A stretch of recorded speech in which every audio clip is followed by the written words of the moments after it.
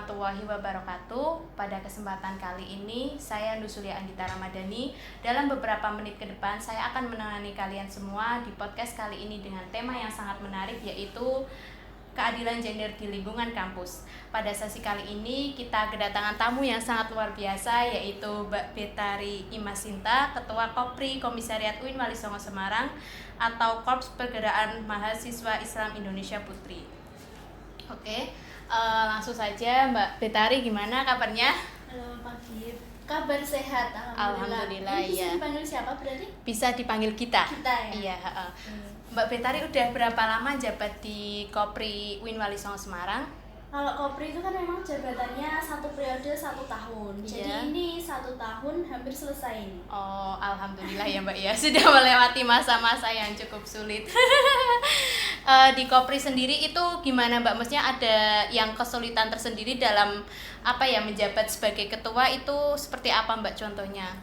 Ya kalau Kopri itu kan maksudnya dalam kepengurusan itu kan tetap ada fokusnya masing-masing ya.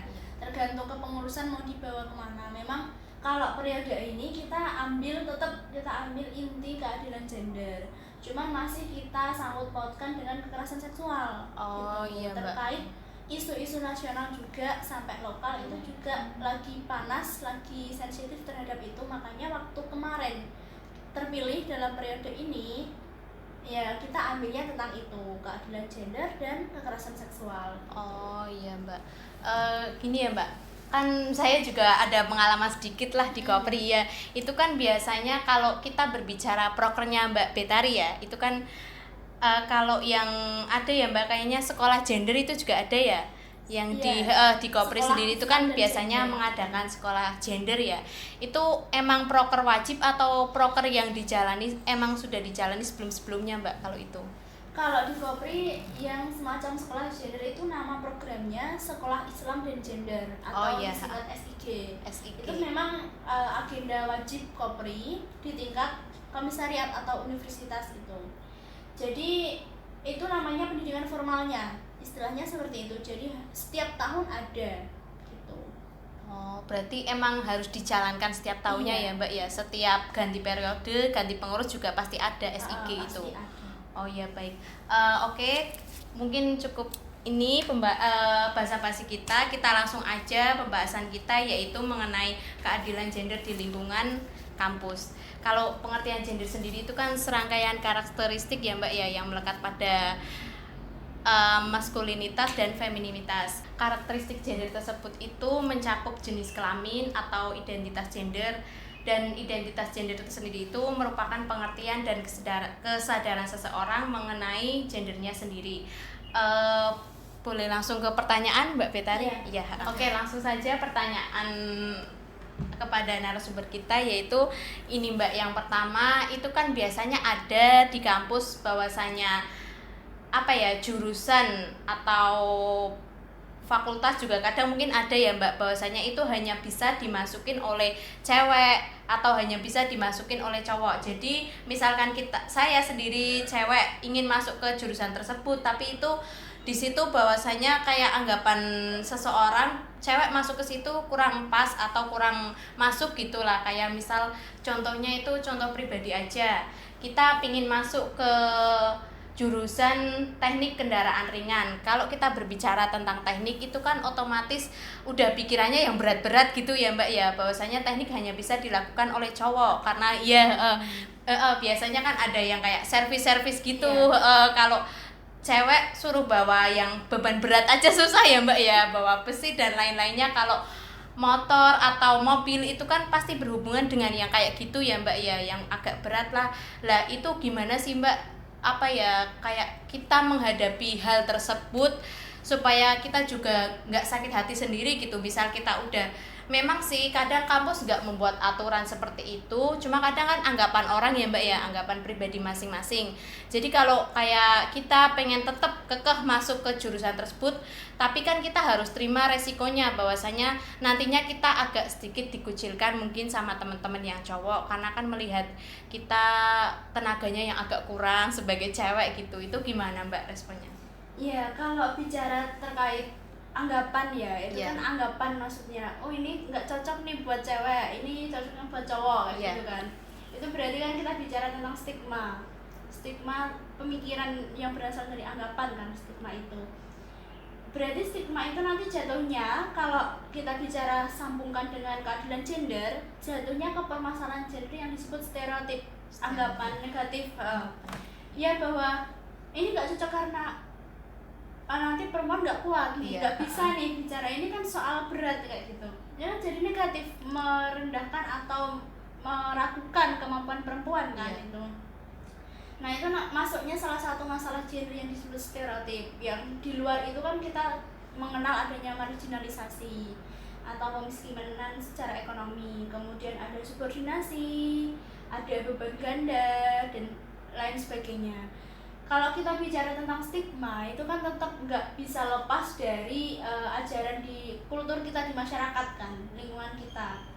Ya ketika kita punya pemikiran bahwa perempuan ini nggak bisa nih untuk kerja atau untuk bergerak di teknik nih, itu kan lahir dari masyarakat. Berarti masyarakat pembicaraan sendiri ya Mbak punya ya, itu anggapan seperti anggapan itu yang buruk. lahir atau yang kemudian turun ke kita kan gitu.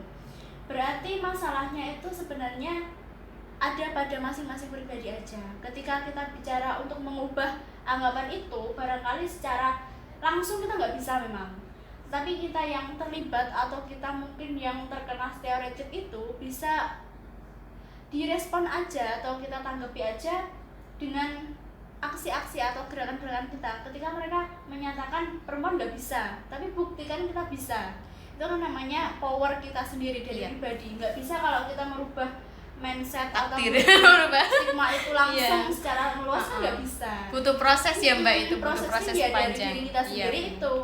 Ya nggak apa-apa kalau kita dianggap nggak mampu, cuman buktikan kita bisa gitu.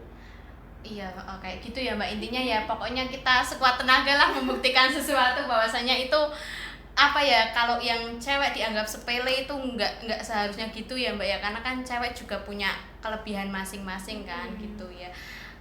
Gini Mbak, kalau kadang juga ada nih Mbak yang di kelas atau di setiap mata kuliah gitu ya Mbak, kan kadang ada bapak ibu dosen yang memilih ketuanya itu cowok aja, soalnya kan kalau cowok kan gini, kalau cewek kan kurang responnya. Itu kalau kayak gitu gimana Mbak? Itu kan juga udah termasuk ketidakadilan gender ya, timpangan itu ya. Ya banyak yang menyatakan bahwa nanti kalau perempuan jadi ketua akan biasa istilah kita nyebutnya baperan gitu. Gampang ini nggak bisa memutuskan keputusan lah atau apalah gitu. Ya itu benar, ketimpangan gender di lingkungan kita, di akademik kita kan, masih di dunia pendidikan kita masih seperti itu, nggak bisa dipungkiri memang. Ya ketika kita bicara perempuan lebih membawa perasaannya ketika memimpin, iya benar memang seperti itu, karena itu berasal dari penelitian psikologis kita. Perempuan itu memang membawa perasaan atau insting ini lebih tinggi daripada laki-laki.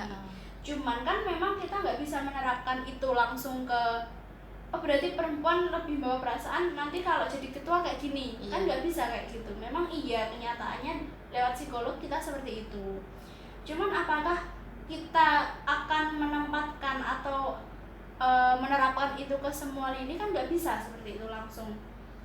Misal kayak gini, laki-laki atau perempuan itu harus bisa masak kayak gitu. Apakah kemudian yang harus masak itu perempuan? Kan enggak juga. Cowok juga bisa. Laki-laki harus kerja. Apakah yang harus kerja, yang boleh kerja laki-laki aja? Kan enggak juga. Ya, sama aja ketika kita bilang nanti kalau perempuan itu lebih membawa perasaannya, nanti jadi ketua akan seperti ini kan enggak bisa. Selalu membawa perasaan enggak juga ya Mbak ya, harusnya kan gitu. Juga kita nggak bisa menafikan bahwa laki-laki akan berbuat seperti itu, kan kita nggak bisa memprediksi kan. Iya benar Mbak. Itu pandangan pribadi ya Mbak, tetap ya kembali ke pandangan pribadi sendiri ya. Lalu gimana sih Mbak cara kita menyadarkan bapak ibu dosen yang mungkin seperti itu gimana Mbak? Karena kan kadang kita kalau mau bilang menegur langsung, Bu kok harus cowok atau harus cewek, emang apa ya, cewek itu selalu direndahkan kan nggak juga ya Mbak ya. Lah itu gimana Mbak cara kita kayak, kadang kan itu pandangan pribadi sendiri juga, mungkin tetap dosen kan ada yang berpikir seperti itu ya Mbak ya. Lah itu cara kita menyadarkannya gimana Mbak supaya tidak adanya ketimpangan gender atau ketidakadilan gender itu mungkin di lingkup kelas kampus gitu ya Mbak ya. Ya gimana itu Mbak? Sebenarnya menyadarkan itu kan dari perbuatan loh. Kesadaran, kalau orang yang mau kita sadarkan nggak mau menyadari, nggak terima gitu ya Mbak biasanya muncul kesadaran kan seperti itu. Jadi ketika kita membicarakan ketua harus laki-laki, sebenarnya masalahnya bukan laki-laki atau perempuan, tetapi dia bisa memimpin atau enggak gitu. Kembali entah lagi entah mau laki-laki entah perempuan, asal dia memimpinnya atau punya kapasitas memimpin, punya kepercayaan dari teman-teman, itu yang jadi poinnya. Masalah laki-laki dan perempuan itu sebenarnya bukan maksud tidak mementingkan itu, cuman memang yang lebih jadi inti kan bisa memimpin atau enggak. Artinya nggak harus perempuan, nggak harus laki-laki, tapi siapapun dia asal bisa memimpin, kan seperti itu. Yang jadi masalah terkadang bahwa untuk dipercaya menjadi pemimpin itu lebih diberikan kepada laki-laki. Itu benar. yang jadi permasalahan. Udah menjadi hal umum ya Mbak kalau itu. Dan satu lagi, perempuan berani menampakkan dirinya atau enggak. Kadang kan ke dalam forum-forum tertentu, ada jadi ketua ini aja nih, laki-laki aja. Itu kan juga kita nggak bisa selamanya menyalahkan pihak luar. Pihak dalam diri kita sendiri pun, apakah kita berani bersuara atau enggak. Ketika teman-teman kita nggak mempermasalahkan laki-laki atau perempuan, dosen kita seperti itu, maksudnya masih punya pikiran bahwa ketua harus laki-laki, tetapi ketika teman-teman kita nggak masalah sebenarnya Bu, Pak, laki-laki atau perempuan, tetapi ketika perempuan nggak berani ya sama aja kan? Iya. Tapi mengeluarkan ke suara cowok ya Mbak, biasanya gitu ya Mbak ya. Karena mungkin gini Mbak, kalau melihat ke cewek sendiri ya Mbak, problemnya mungkin ketika ada di kelas ada cowok, kayaknya mau memajukan diri juga kurang enak gitu Mbak, karena kan ada cowok kenapa harus cewek gitu Mbak. Itu kan kalau pemikiran itu mesti ada sih Mbak, ke mesti pikiran individu masing-masing kan pasti ada ya. Lah itu gimana Mbak ya supaya kita memberanikan diri lah untuk mengeluarkan suara bahwasanya kita bisa. Nah itu sebenarnya fungsi dari kita berjejaring. Ketika kita agak minder misalnya, di dalam kelas lah, kita lihat dalam konteks kampus kita, misal di dalam kelas teman laki-laki saya lebih banyak yang pintar nih, yang punya kapasitas, mereka lebih bisa berani berbicara, berani menjawab pertanyaan dosen. Aku minder nih mau ngeimbangi dia kayak gitu. Ya itu memang masalah pribadi semua orang itu kan, nggak hanya perempuan yang punya masalah minder kan, semua orang. Cuman ketika perempuan dalam posisi itu, maka harus mau cari inisiatif untuk mengembangkan diri. Satu, kita cari teman yang memang perempuan, yang memang dia berani berbicara, punya wawasan luas. Itu bisa jadi cara termudah kita untuk motivasi gitu ya Mbak ya, power untuk kita. Ketika kita deket teman-teman yang seperti itu, sedikit banyak kita akan meniru, akan punya, oh iya seharusnya seperti ini, mengikuti gitu ya Mbak ya, mengikuti bahwasanya teman kita juga bisa, kenapa kita tidak gitu ya Mbak, bisa berpikiran seperti itu. Makanya kenapa kadang kalau kita ketemu aktivis di kampus, ya ayo ikut organisasi biar bisa ini. Sebenarnya poinnya di situ, ketika kita punya teman, punya jaringan atau circle yang berani untuk speak up, lah itu kita yang termotivasi sendiri. Itu sih poinnya. Berbicara mengenai itu ya Mbak, circle kita yang lebih memberanikan diri di luar atau pergaulan ya Mbak ya, pergaulan kita itu kadang gini Mbak, kita berbicara orang yang introvert, bahwasanya orang introvert itu kan ndak berani ndak berani speak up di luar, dan juga ndak berani kayak mengikuti temannya gitu ya Mbak ya. Lah itu gimana sih Mbak supaya, kadang kan kita sendiri Mbak sebagai orang yang ekstrovert mau mengajak orang yang introvert, cuma emang udah bawaannya kayak gitu, itu kan susah Mbak. Kadang kita kasihan, Mbak ayo ikut organisasi supaya kita itu jadi orang berani, supaya kita lebih punya pengalaman banyak, cuma emang dia nggak mau, otomatis kan kita nggak bisa memaksakan ya Mbak ya, karena emang jati dirinya seperti itu. Lah itu gimana Mbak? apa ya, respon kita atau cara kita mengajaknya gitulah, supaya tidak ada paksaan. Sebenarnya kalau kita bicara sudutkan ya, ini kita sudutkan ke perempuan. Iya. Perempuan, kita punya power, punya kekuatan itu ya tadi yang kita katakan bahwa jati diri orang itu masing-masing ya.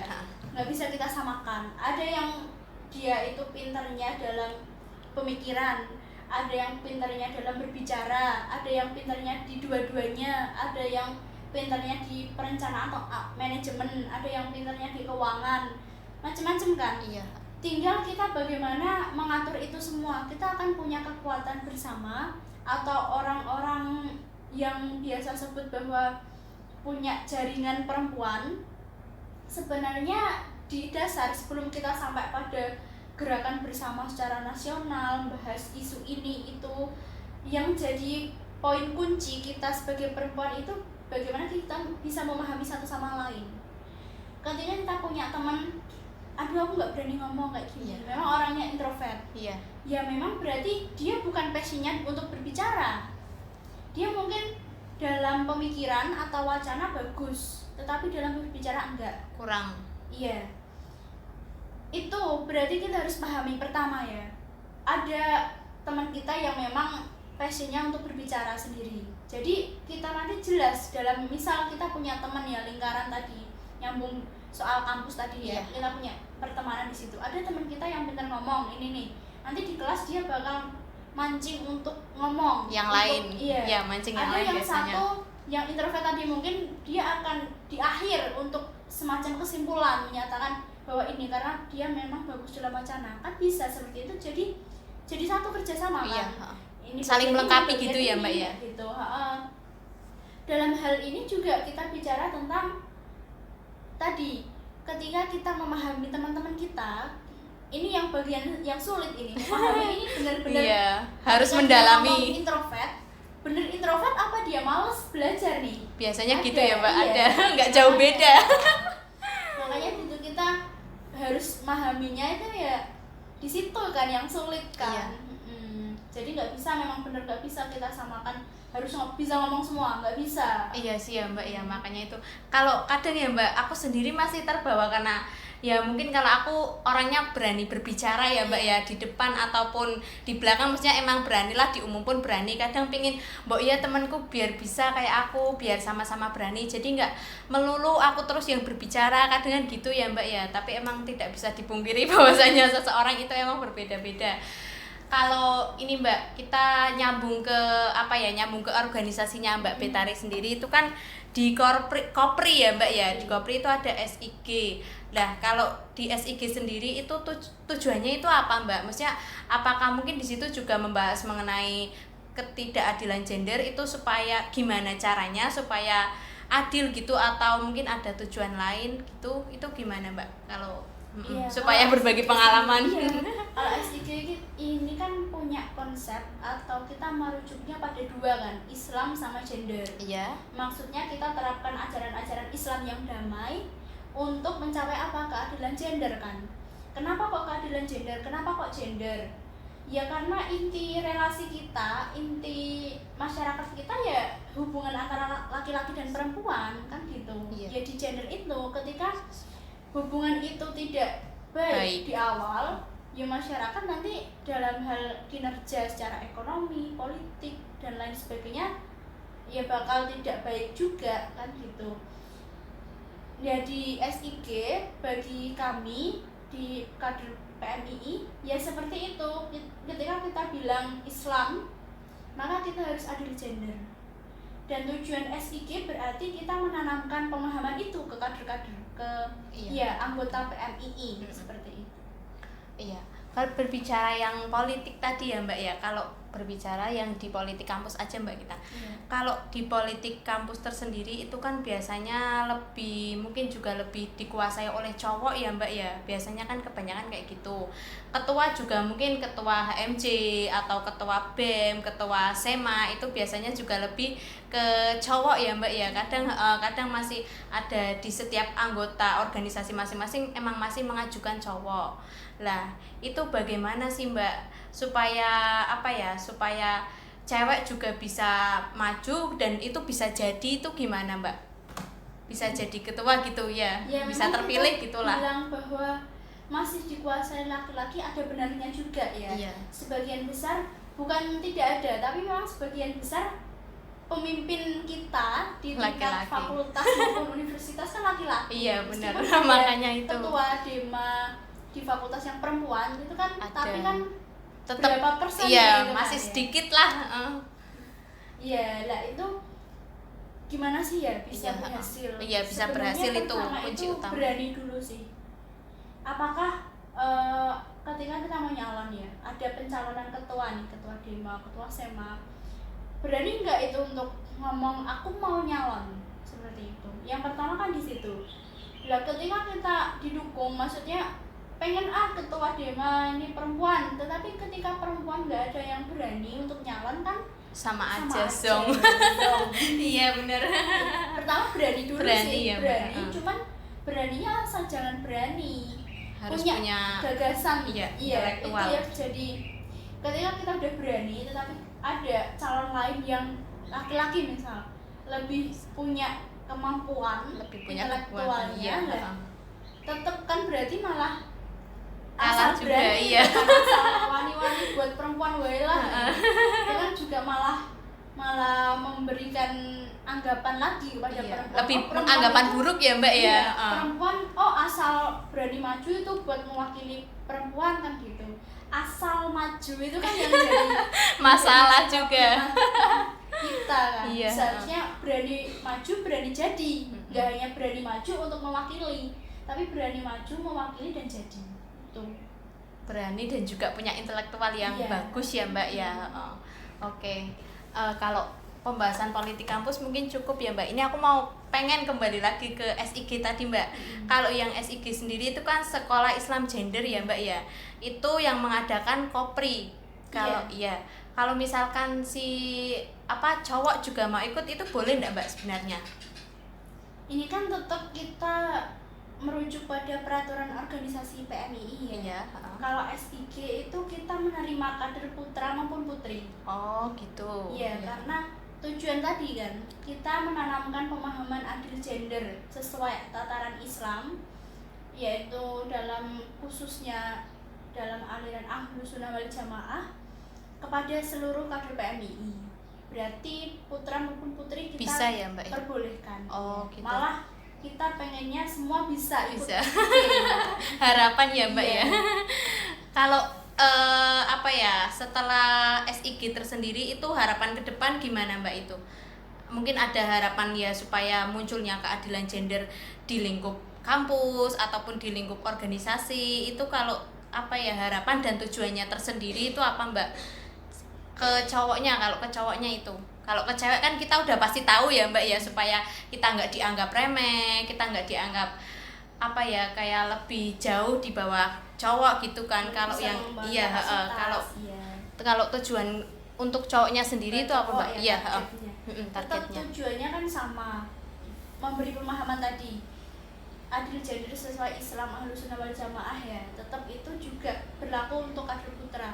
Tapi rencana harapan kita setelah mereka ikut SIG ya, kultur adil gender itu tidak hanya disuarakan oleh perempuan, agar mereka juga menyuarakan keadilan gender. Jadi dua pihak untuk saling kerjasama mewujudkan itu lebih punya kekuatan besar lagi kemungkinan gitu, itu akan terlaksana kan kalau dua pihak.